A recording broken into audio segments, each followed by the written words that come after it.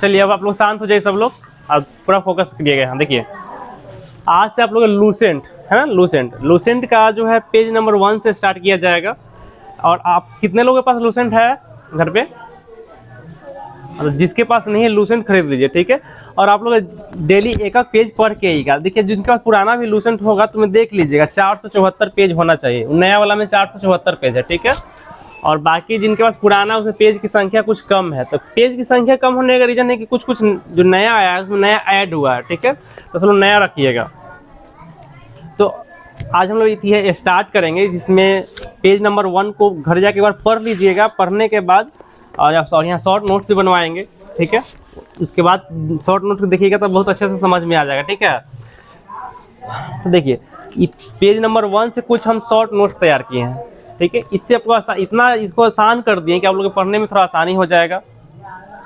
तो आज सबसे पहले इसे हम जानेंगे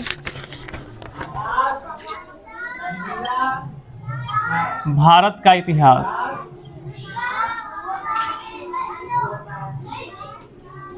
इतिहास मतलब भारत का जो है नाम कैसे पड़ा, ठीक है।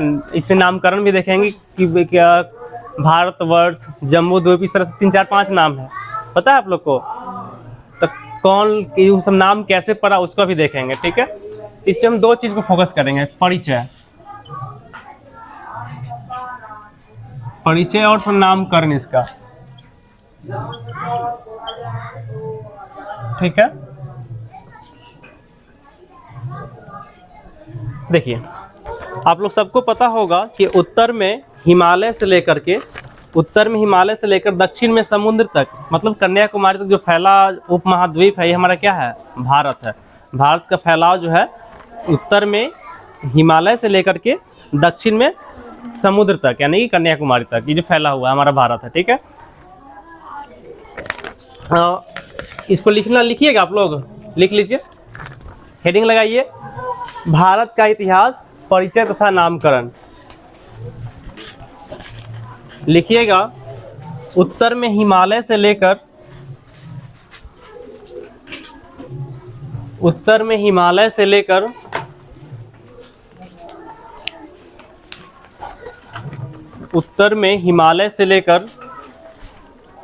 दक्षिण में,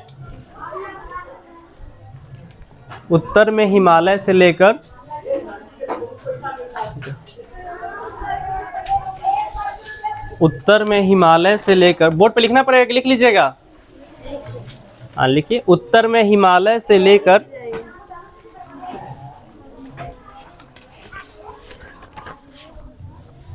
दक्षिण में समुद्र तक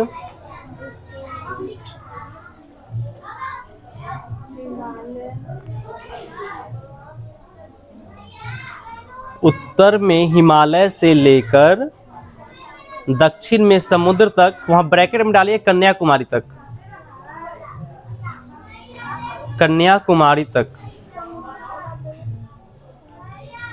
उत्तर में हिमालय से लेकर दक्षिण में समुद्र तक, ब्रैकेट वाले कन्याकुमारी तक, ब्रैकेट बंद कीजिए, फैला यह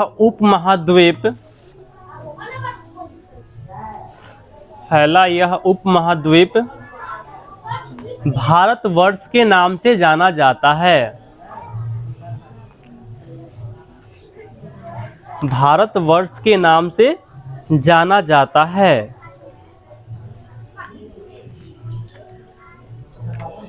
ठीक है।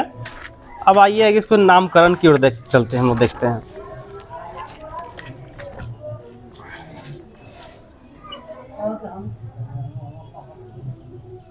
देखिए महाकाव्य, ठीक है, और पुराण, ठीक है। ये सब में जानते हैं महाकाव्य और पुराण में भारत को क्या कहा गया है? भारतवर्ष कहा गया है, भारतवर्ष।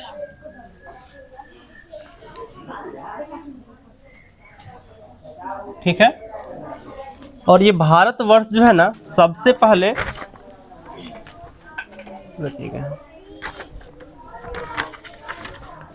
भारतवर्ष का सबसे पहले जो उल्लेख है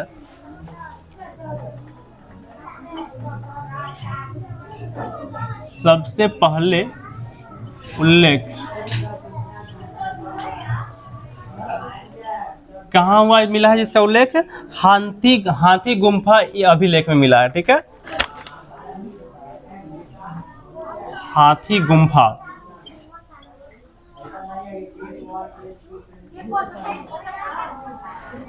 अभिलेख में मिला है। ठीक है, जैसे समझिए इसको, महाकाव्य और पुराण में भारत को क्या कहा गया है, भारतवर्ष कहा गया। ठीक है, और इसका सबसे पहले जो उल्लेख कहाँ मिला है, तो हाथी गुम्फा अभिलेख से मिला है। ठीक है, अब आइए, और भारत मतलब यहाँ के जो निवासी थे, यहाँ के जो निवासी मतलब निवासी मीन्स रहने वाले, इनको क्या कहा गया था, भारत के जो निवासी हैं इनको भारती यानी कि अर्थात भरत के संतान, भारत के संतान कहा गया। ठीक है,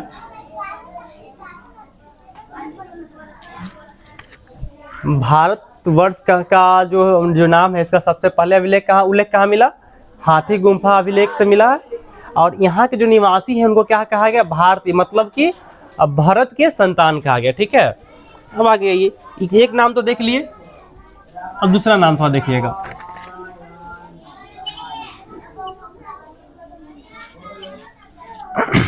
भारत को यूनानी, ये मतलब यूनानियों ने क्या कहा, तो भारत को यूनानियों ने इंडिया कहा। ठीक है, एक नाम हमारा इंडिया है, कोई दिक्कत।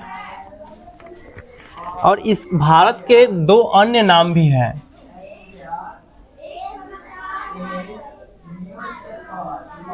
भारत के दो अन्य नाम भी है। क्या, जो अंग्रेजी लोग आए थे ना, वो लोग बोले थे इंडिया। देखिए अन्य नाम,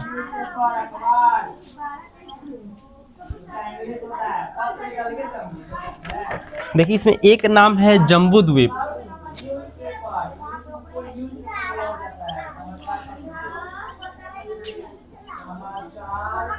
जम्बू द्वीप। ठीक है, देखिए ये जम्बू द्वीप नाम कैसे पड़ा, तो यहाँ जो प्राचीन भारतीय लोग जो थे, पहले के लोग, उन लोग ने जम्बू द्वीप इसलिए कहा कि जम्बू का मतलब होता है जामुन, और द्वीप मतलब समूह। ठीक है, जामुन के वृक्षों के समूह के आधार पर इसको क्या कह दिए, जम्बू द्वीप।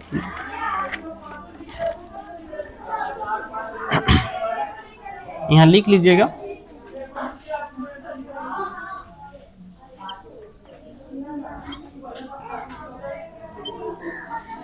जो प्राचीन भारतीय लोग जो यहाँ के थे,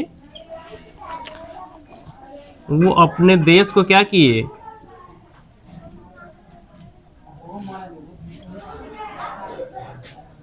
अपने देश को जम्बू द्वीप,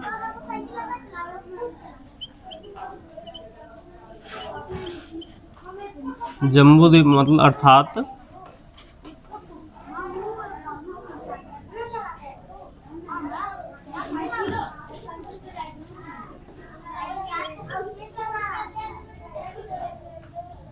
जम्बू का मतलब जामुन का, जो जामुन होता है ना, जामुन का वृक्ष देखे हैं, जामुन।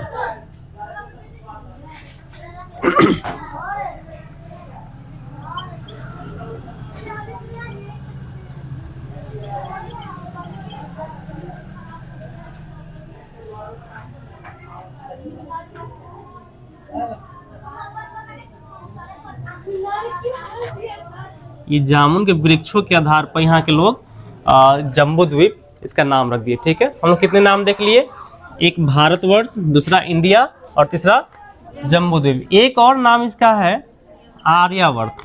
ठीक है,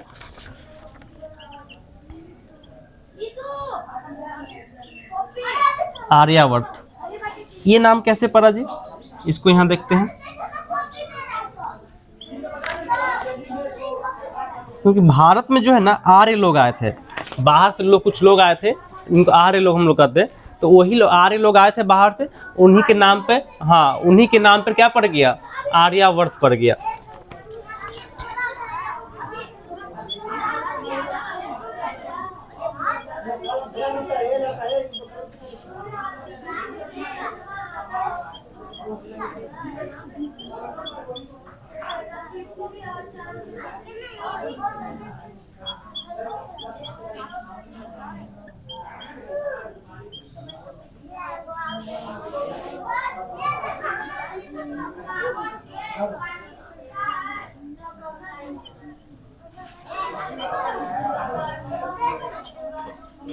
बाहर से आर्य लोग आए थे, उन्हीं के नाम पर क्या पड़ गया,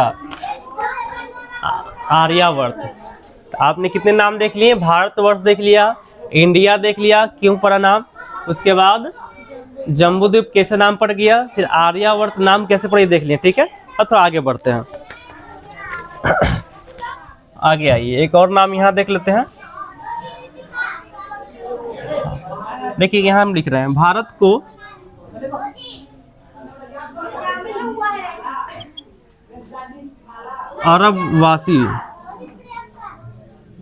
अरब वासियों ने क्या कहा, या अरब यात्री जो अरब से लोग जो आए थे, उन लोगों ने क्या कहा, हिंदुस्तान।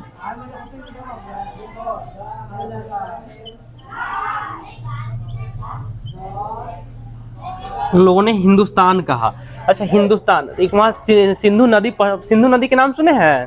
तो सिंधु नदी को वो लोग स के ह पढ़ते थे, सिंधु में स है ना, स को ह पढ़ते थे, स नहीं बोलते थे। तो सिंधु को हिंदू पढ़ने लग गया, वहां से क्या नाम आ गया, हिंदुस्तान। सिंधु को क्या पढ़ते थे, हिंदू, हिंदू से क्या बन गया, हिंदुस्तान बन गया। ठीक है, ये जो है हिंदू, ये पड़ा सिंधु नदी से।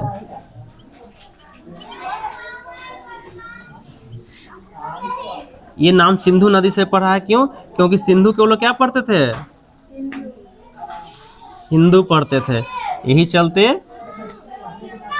नाम क्या पड़ गया, हिंदुस्तान। ठीक है, समझ में आ रहा है कैसे कैसे नाम वगैरह। चलिए आगे थोड़ा सा देखते हैं। अब यहाँ से कभी कभी क्वेश्चन में पूछ देता है कि हिंदुस्तान जो है किस भाषा का शब्द है। तो हिंदुस्तान फारसी भाषा का शब्द है। तो यहाँ ब्रैकेट में लिख लीजिएगा,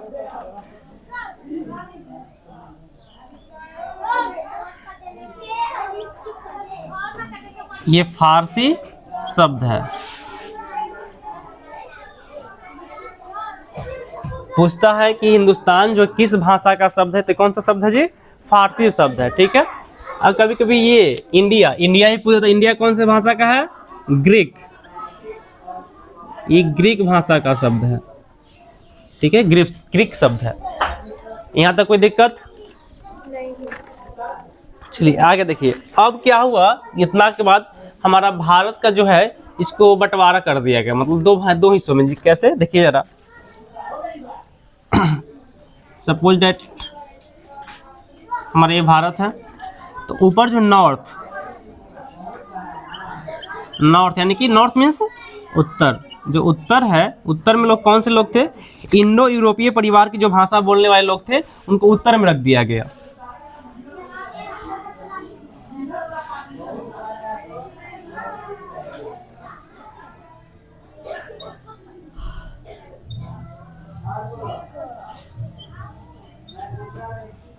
इंडो यूरोपीय परिवार की भाषा,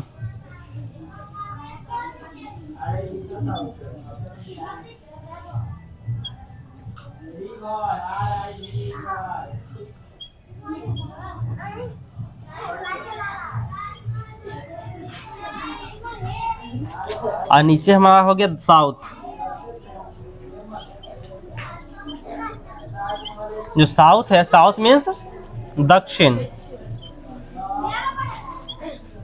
ठीक है, तो दक्षिण में क्या हुआ, जो द्रविड़ परिवार की जो भाषा बोलते थे वो लोग दक्षिण में थे।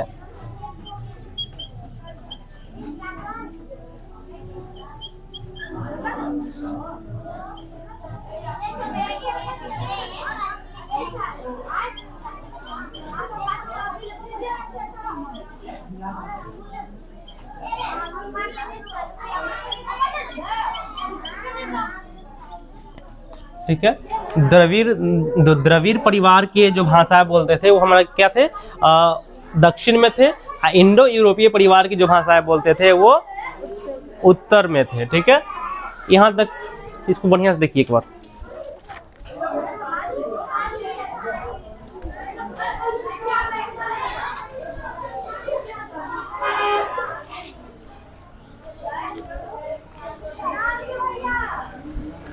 इसके बाद इसका भी मतलब इतिहास जो है, भारत का विभाजन हुआ, विभाजन के बारे में फिर देखेंगे। पहले इसको एक बार बोलिएगा मेरे साथ। देखिए, भारत का इतिहास मतलब परिचय। परिचय मतलब क्या, जो लिखवाए थे कहाँ से कहाँ तक फैला है जी? उत्तर में हिमालय से लेकर दक्षिण में समुद्र तक, यानी कि कन्याकुमारी तक फैला जो हमारा क्या है, उपमहाद्वीप है।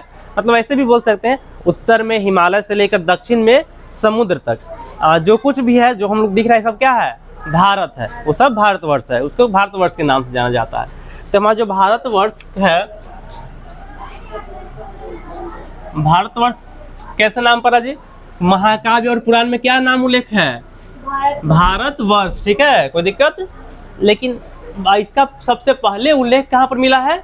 हाथी गुम्फा अभिलेख में। आपसे पूछता है क्वेश्चन कि भारत का सबसे पहले उल्लेख कहाँ मिला, तो हाथी गुम्फा अभिलेख से मिला है। ठीक है, इस यहाँ से एक क्वेश्चन यहाँ से उठ जाएगा। पूछेगा यहाँ के निवासी को क्या कहते थे हम लोग? क्या कहा गया? भारतीय। भारतीय मीन्स भारत के संतान। ठीक है, उसको नहीं देखो सब, भारतीय उसका नाम है। चलिए आगे देखिए। एक नाम तो हम लोग क्लियर हो गया। भारत को यूनानियों ने क्या कहे? इंडिया। इंडिया जो कौन से भाषा का शब्द है? ग्रीक भाषा का शब्द है। कोई दिक्कत? चलिए आगे देखिएगा। इसके अन्य नाम भी है, जैसे कि जम्बू द्वीप। ये अन्य नाम इसको काहे रखे? क्योंकि इसका कोई खास रीजन नहीं है, वहाँ नॉर्मल सा एक रीजन है। नॉर्मल सा रीजन मतलब यहाँ के प्राचीन भारतीय लोग जो थे, अपने देश को अपन बउआ मैया का कोई कुछ नाम रख सकता है। ठीक है, तो अपने ही लोग क्या रख दिए? जम्बू द्वीप रख दिए। जम्बू मतलब जामुन, जो जामुन के वृक्ष के आधार पर लोग रखे थे। ठीक है, उसके बाद आर्य लोग आए थे, तो आर्य लोग आए तो उन्हीं के वजह से क्या नाम रखा गया? आर्यावर्त। तो आर्य लोग बाहर से आए थे, हमारे यहाँ के नहीं थे, वो बाहर से आए थे। अब आइए अरब वासी, जो अरब यात्री थे, जो अरब से आए थे, उन लोगों ने हिंदुस्तान नाम रखा। हिंदुस्तान कैसे पड़ा? हमारे रास्ते उन लोग के सिंधु नदी दिखाई दिया। ठीक है, उस सिंधु नदी को स को ह पढ़ते थे, तो सिंधु के हिंदू पढ़ने लगे, वहीं से बन गया क्या? हिंदुस्तान। ठीक है, तो हिंदुस्तान कैसे नाम पड़ा? सिंधु नदी के कारण, क्योंकि वहाँ सिंधु के ही लोग हिंदू पढ़ते थे, इसलिए हिंदुस्तान बन गया। और हिंदुस्तान जो है किस भाषा का शब्द है? फारसी भाषा का शब्द है। कोई दिक्कत यहाँ तक? अब देखिए, अब यहाँ से भारत दो हिस्सों में बंटा हुआ दिखाई देने लगा, जैसे नॉर्थ और एक साउथ। तो नॉर्थ में जो थे, मतलब उत्तर में इंडो यूरोपीय परिवार की भाषा बोलने वाले लोग थे, और साउथ में, दक्षिण में द्रविड़ परिवार की भाषाएं बोलने वाले लोग थे। ठीक है, यहाँ तक ऐसे ही करके नोट कर लीजिए। देखिए, किताब में आप लोग लाइन बाय लाइन लिखा हुआ है, उस कहानी के फॉर्म में, ऐसे आप लोग को याद हो जाएगा। इसी 3-4 बार घर जाकर बोलना है, एक बार लिख लेना है। ठीक है, हाँ, लूसेंट का एक कॉपी बना लीजिएगा। कहीं भी डाउट इतना में?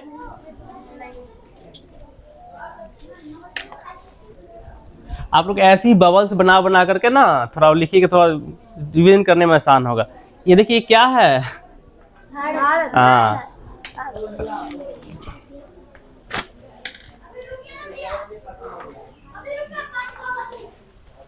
लिखते के साथ साथ बोलते भी रहिएगा।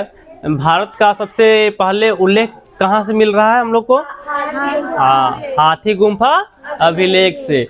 यूनानियों ने भारत को क्या नाम दिया?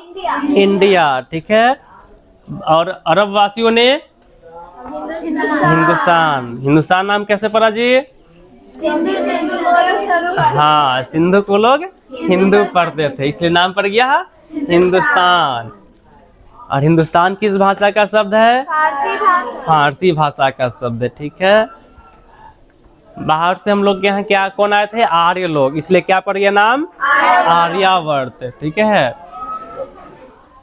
कितने नाम हम लोग देख लिए? भारतवर्ष, दूसरा इंडिया, तीसरा जम्बू द्वीप, चौथा आर्यावर्त, वो क्या लिखे हैं? दक्षिण में पता है द्रविड़, ठीक है। अब जनगणना में आप लोग आता होगा, हाँ वही द्रविड़ परिवार की जो भाषाएं बोलने वाले लोग थे वो लोग का साउथ। उल्लेख का मतलब देखिए, आप लोग क्या जैसे अभी आप लोग को कुछ मतलब इतिहास के बारे में जानना होता, फटाक फटाक सर्च कीजिएगा। हाँ, तो आप लोग के जैसे कि यहाँ कुछ जैसे वर्ड किसी कुछ चीज़ को ढूंढ रहे हैं तो आपको कहाँ ढूंढिए, डिक्शनरी में ढूंढते हैं। तो वैसे ही पहले क्या था, एक अभिलेख होता था, राजा महाराजाओं के द्वारा ये लिखवाया जाता था। तो क्या ये मतलब पहले कॉपी किताब तो था नहीं, कॉपी किताब नहीं था, तो वहाँ एक अभिलेख बन था, उसी में सब कुछ लिखा हुआ रहता था। तो हम लोग की जब मतलब कि अभी हम लोग के जो ज्ञान मिला किताबों से मिल रहा है, तो हम लोग से पूछा जाए कि पापा पहला जो कहाँ से सीखे सब, तो किताबों से सीख रहे हैं। तो पहले तो किताब नहीं था, अभिलेख था, तो वहीं पर उसमें लिखा हुआ था कि भारतवर्ष का सबसे पहला उल्लेख कहाँ से मिल रहा है हम लोग को, हाथी गुम्फा अभिलेख से, ठीक है, उसी में लिखा हुआ था। परिवार, द्रविड़ परिवार के भाषा बोलने वाले लोग दक्षिण में थे।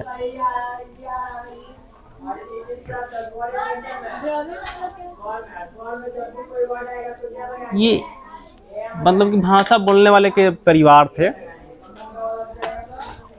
जैसे ही है, जैसे हम लोग आज पेज नंबर 1 ख़त्म हो जाएगा, उसके बाद आप लोग पेज नंबर 2 पढ़ के आइए घर से, तो आसानी रहेगा।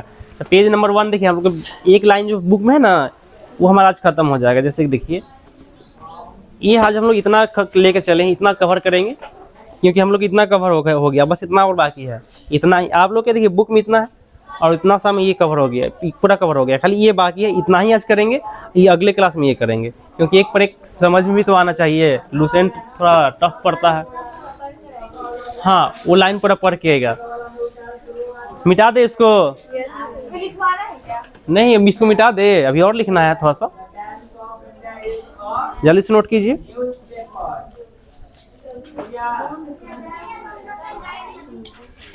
अभी आप लोग को जो विविध से पढ़ाया गया था उसको भी याद कर लीजिएगा। ये नहीं सोचिएगा कि बहुत सारा है तब बहुत सारा ये है, नहीं, घरे पढ़िएगा, याद हो जाएगा। मिटा दिया जाए।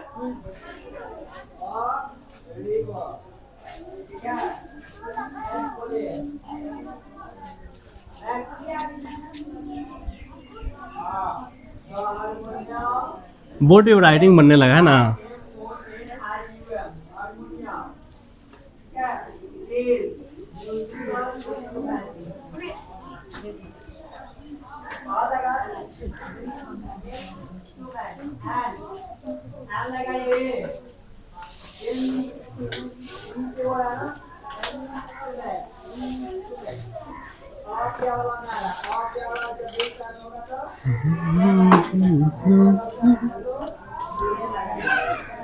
चलिए आगे बढ़ते हैं।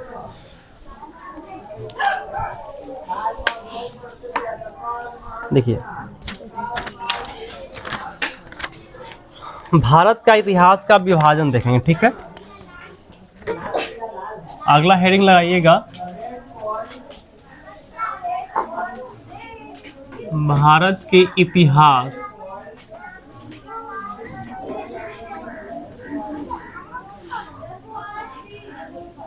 के विभाजन,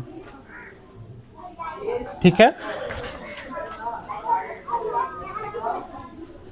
देखिए, आप लोग थोड़ा बहुत जानकारी होगा ही कि 3 भागों में बांटा गया था।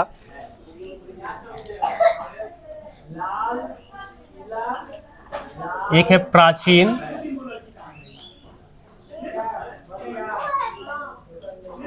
चलिए पहला है प्राचीन, प्राचीन भारत में।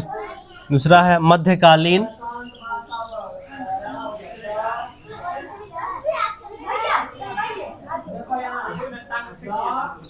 और तीसरा है आधुनिक,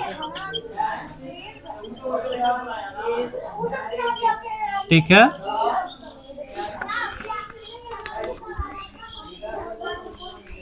तो ये बांटने का जो श्रेय है, सबसे पहला बार एक इतिहासकार थे जिनका नाम था क्रिस्टोफ सेलारियस, इन्होंने ही बांटा था। इसमें लिखिएगा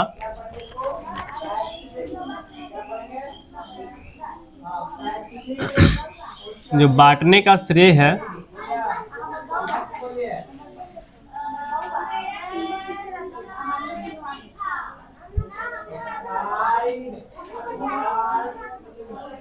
बांटने का श्रेय किनको मिला? इतिहासकार जो थे कहाँ के थे? वो जर्मन इतिहासकार, मतलब कि जर्मनी के थे।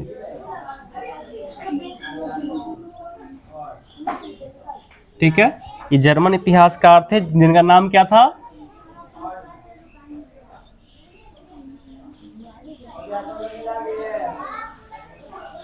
क्रिस्टोफ सिलारियस।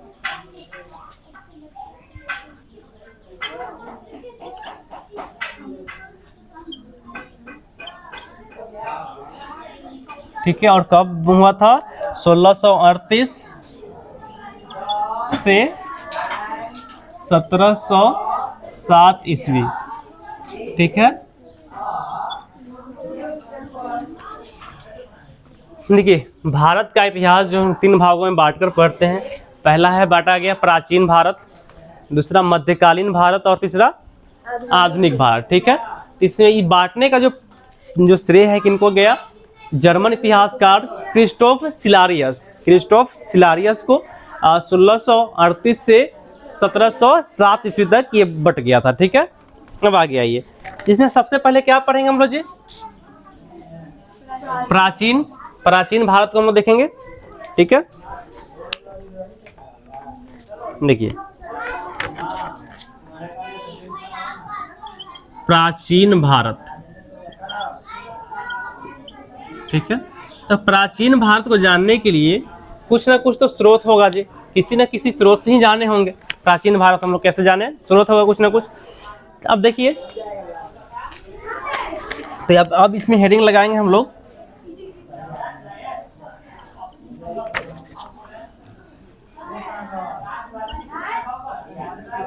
प्राचीन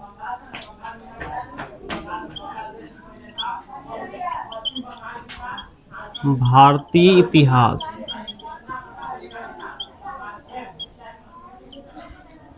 के स्रोत। ठीक है, देखिए धर्म ग्रंथ से हम लोग जानेंगे, गप नहीं।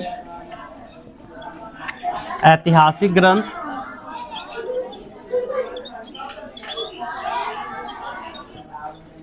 ठीक है। तीसरा है विदेशी विवरण, मतलब विदेशी यात्री जो आते थे उनसे भी हम लोग कुछ जाने, विदेशी यात्री से मिलने वाली जानकारी।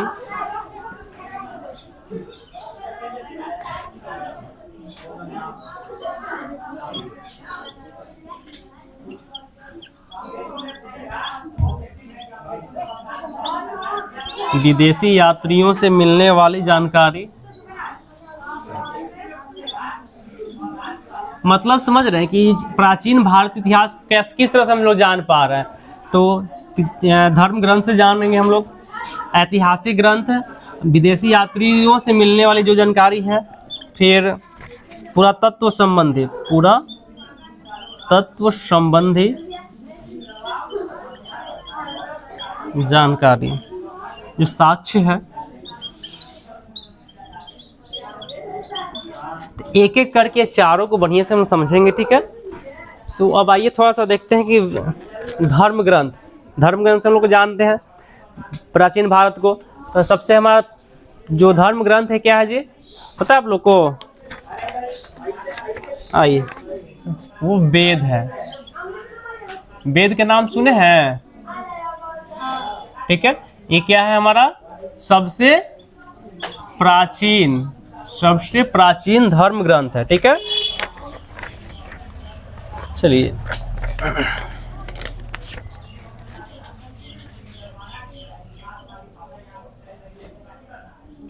सबसे प्राचीन धर्म ग्रंथ क्या है हमारा? वेद। सबसे प्राचीन धर्म ग्रंथ क्या है?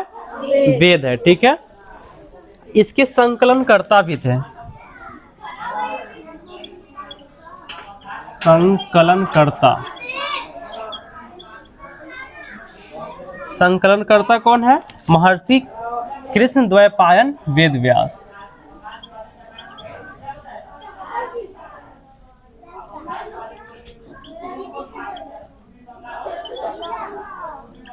महर्षि कृष्ण द्वैपायन वेद व्यास।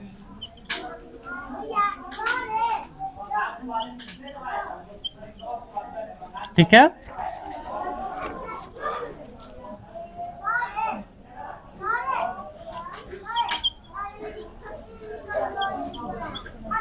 देखिए वेद जो है मेरे भाई ये अपौरुष से है। ठीक है, इसका मतलब क्या होता है? आदर में अगर अन जोड़ दिया जाए तो क्या बन जाएगा? अनादर। मतलब आदर मतलब आदर करना, अन जुड़ गया मतलब अपोजिट हो गया अनादर। वैसी पौरुष का मतलब तो पुरुष हो गया, इसमें अब जुट गया मतलब पुरुष नहीं। आखिर मतलब कौन? मतलब इसका जो संकलन करता जो थे तो वो पुरुष नहीं थे। मतलब कौन कहा कि मतलब कि हम लोग जो पुराण है इसी सॉरी भारतीय परंपरा है उसमें कहा गया कि इसका संकलन देवता लोगों ने किया है। ठीक है, पुरुष नहीं। वेद के संकलन कौन किए? देवता। ठीक है, जो हमारा वेद है ये उपदेश देता है। ठीक है, क्या उपदेश देता है? वसुदेव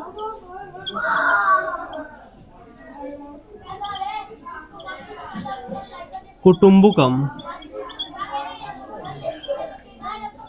ठीक है, ये हमारा उपदेश देता है। ठीक है, अब देखिए तो हम लोग वेद को है कितनी संख्या है?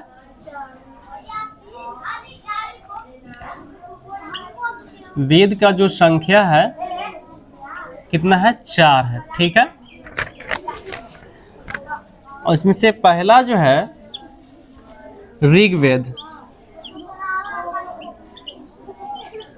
ठीक है, दूसरा वेद जो है यजुर्वेद।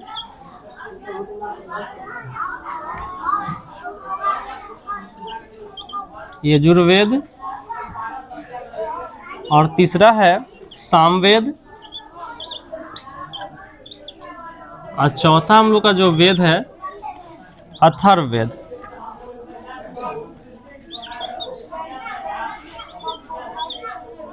अथर्ववेद जिसमें से चारों वेद में सबसे प्राचीन मतलब सबसे पुराना जो वेद है तो हमारा ऋग्वेद है, और जो नया वेद है वो अथर्ववेद है। ठीक है, अब इसको बढ़िया से समझिएगा। ये चारों वेदों को क्या कहा जाता है? जो 4 वेद है हमारा, ये चारों वेदों को संहिता कहते हैं। इन चारों वेदों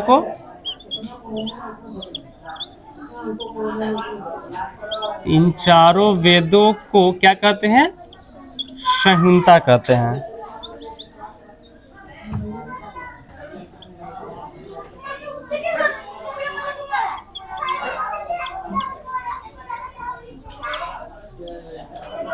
ठीक है, इन चारों वेदों को क्या कहते हैं? संहिता। कई बार एग्जाम में आता है इन चारों वेदों को क्या कहा जाता है? संहिता। अब आगे देखिएगा, अब इन चारों वेदों का ना उपवेद है। क्या? उपवेद। जैसे कि ऋग्वेद का उपवेद आयुर्वेद, यजुर्वेद का उपवेद धनुर्वेद, सामवेद का उपवेद गंधर्ववेद,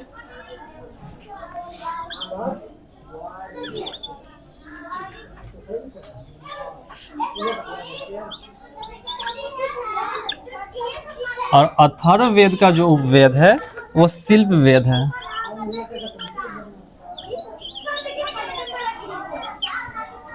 अब थोड़ा सा आइए, एक क्वेश्चन पूछता है यहाँ से।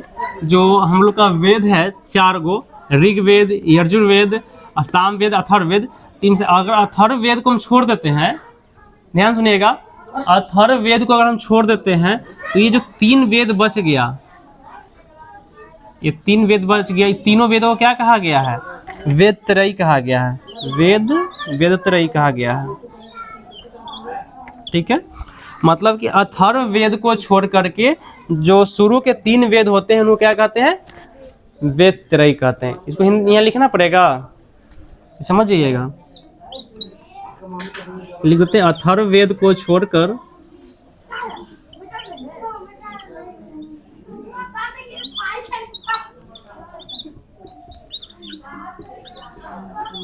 अथर्ववेद को छोड़कर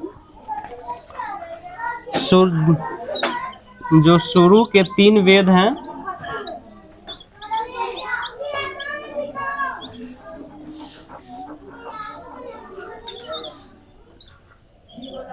शुरू के 3 वेद को वेद त्रयी कहा गया है।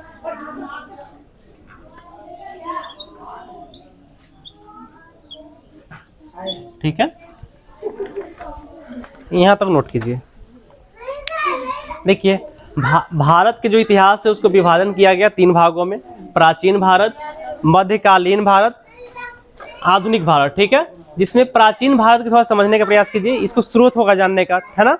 तो स्रोत किन किन स्रोतों से जान सकते हैं हम लोग? धर्म ग्रंथ है हमारे पास, ऐतिहासिक ग्रंथ है, विदेशी यात्रियों से जो मिलने वाली जानकारी है। देखिए हम लोग के यहाँ भारत में विदेशी यात्री भी आती है, उनसे जो मिलने वाली जानकारी है। पुरातत्व संबंधी जो साक्ष्य जो है, साक्ष्य मतलब प्रूफ, है ना? कुछ ना कुछ तो प्रूफ होगा, कहाँ पर लिखा हुआ है, तो सबसे जानकारी मिलती है। तो सबसे पहले एक एक करके समझेंगे। तो वेद समझ रहे हैं, वेद को बढ़िया से पढ़ लेंगे, फिर आगे फिर सीखा जाएगा। देखिए तो वेद हमारा क्या है? सबसे प्राचीन धर्म ग्रंथ क्या है? पहले बोलिए, बाद में नोट कीजिएगा। सबसे प्राचीन धर्म ग्रंथ, अरे बकलोलिया ऋग वेद बोल रही है, ये वेद है ना जी। पहले हम ऋग वेद भी पढ़े कहाँ है कि ऋग वेद में चल गए तुम लोग। देखिए वेद भी पढ़ रहे हैं ना, तो हम सबसे प्राचीन धर्म ग्रंथ क्या है? वेद है। वेद के संकलन करता महर्षि कृष्ण द्वैपायन वेद व्यास। ठीक है, लेकिन वेद जो हम लोग के जो परंपरा है, भारतीय परंपरा, उसमें कहा गया कि ये वेद जो है अपौरुष है। मतलब ये पुरुष द्वारा, मतलब अपुरुष मतलब क्या? पुरुष नहीं, मतलब पुरुष द्वारा नहीं ये संकलन है, मतलब कि देवताओं ने इनको संकलन किया है, देवता लोग। ठीक है, ये हमारा भारतीय परंपरा में कहा गया। ये क्या उपदेश देता है? वसुदेव कुटुंबकम का। ठीक है, ऐसा लाइन बहुत जगह आपने लिखा हुआ देखे होंगे, है ना? अब वेद जो है इसकी संख्या 4 है। वेद की संख्या 4 कौन कौन से है जी? ऋग्वेद, यजुर्वेद, सामवेद, अथर्ववेद। ठीक है, अब ये चारों वेद है, इसमें से सबसे प्राचीन वेद कौन सा है? ऋग्वेद, और नया वाला अथर्ववेद। ठीक है, अब देखिए तो 4 वेद हैं, इन चारों वेदों को क्या कहा गया है? संहिता। ठीक है, चारों वेदों को क्या कहते हैं? संहिता। ठीक है, अब आगे देखिए, ऋग्वेद का भी क्या है? उपवेद। ये सब क्या है? ये उपवेद है ना?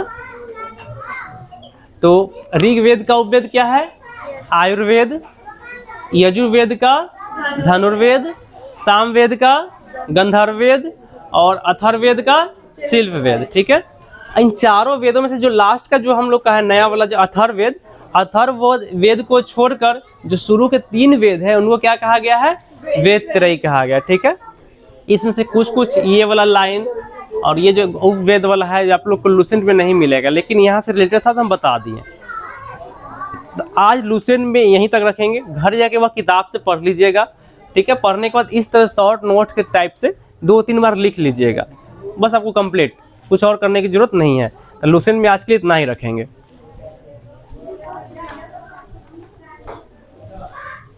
इसका एक अलग कॉपी बना करके नोट कीजिएगा।